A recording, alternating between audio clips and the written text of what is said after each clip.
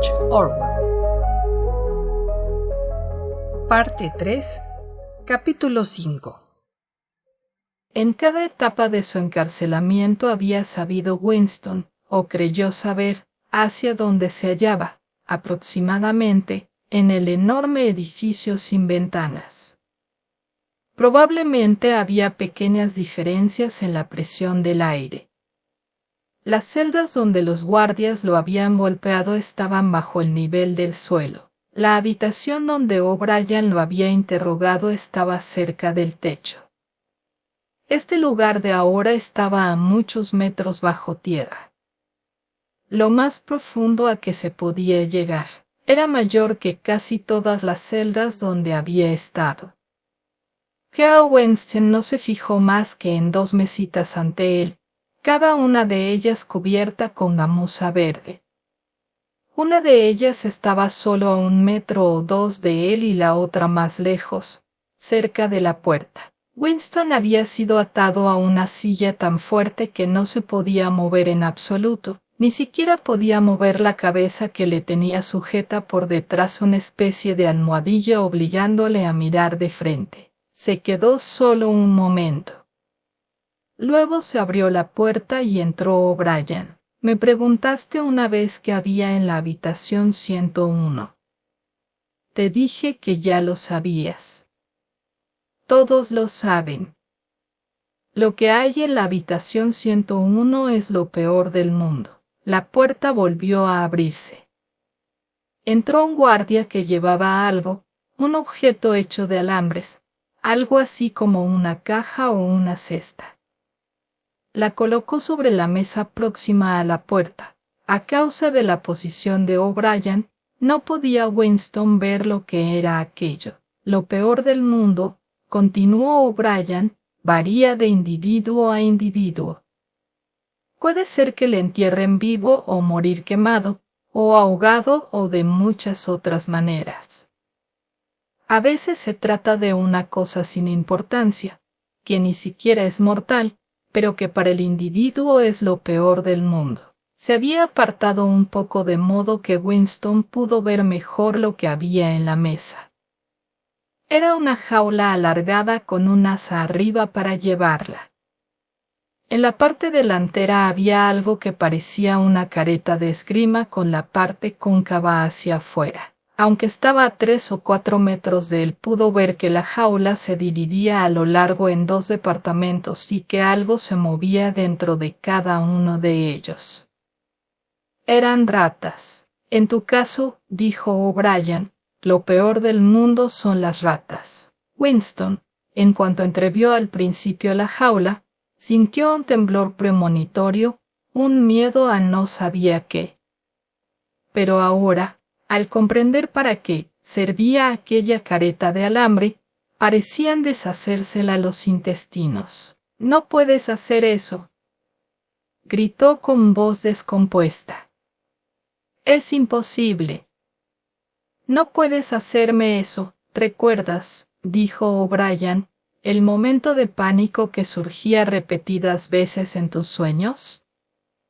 Había frente a ti un muro de negrura y en los oídos te vibraba un fuerte zumbido. Al otro lado del muro había algo terrible. Sabías que sabías lo que era, pero no te atrevías a sacarlo a tu conciencia. Pues bien, lo que había al otro lado del muro eran ratas. «O'Brien», dijo Winston, haciendo un esfuerzo para controlar su voz. «Sabes muy bien que esto no es necesario». «¿Qué quieres que diga?». O'Brien no contestó directamente. Había hablado con su característico estilo de maestro de escuela. Miró pensativo al vacío, como si estuviera dirigiéndose a un público que se encontraba detrás de Winston. El dolor no basta siempre. Hay ocasiones en que un ser humano es capaz de resistir el dolor incluso hasta bordear la muerte. Pero para todos hay algo que no puede soportarse, algo tan inaguantable que ni siquiera se puede pensar en ello. No se trata de valor ni de cobardía, Si te estás cayendo desde una gran altura, no es cobardía que te agarres a una cuerda que encuentres a tu caída. Si subes a la superficie desde el fondo de un río, no es cobardía llenar de aire los pulmones. Es solo un instinto que no puede ser desobedecido. Lo mismo te ocurre ahora con las ratas. Para ti son lo más intolerable del mundo, constituyen una presión que no puedes resistir aunque te esfuerces en ello. Por eso las ratas te harán hacer lo que se te pide. Pero, ¿de qué se trata? ¿Cómo puedo hacerlo si no sé lo que es? O'Brien levantó la jaula y la puso en la mesa más próxima a Winston, colocándola cuidadosamente sobre la gamuza. Winston podía oírse la sangre zumbándole en los oídos. Sentíase más abandonado que nunca. Estaba en medio de una gran llanura solitaria, un inmenso desierto quemado por el sol y le llegaban todos los sonidos desde distancias inconmensurables. Sin embargo, la jaula de las ratas estaba solo a 2 metros de él. Eran ratas enormes. Tenían esa edad en que el hocico de las ratas se vuelve hiriente y feroz y su piel es parda en vez de gris. La rata, dijo O'Brien, que seguía dirigiéndose a su público invisible, a pesar de ser un roedor, es carnívora. Tú lo sabes.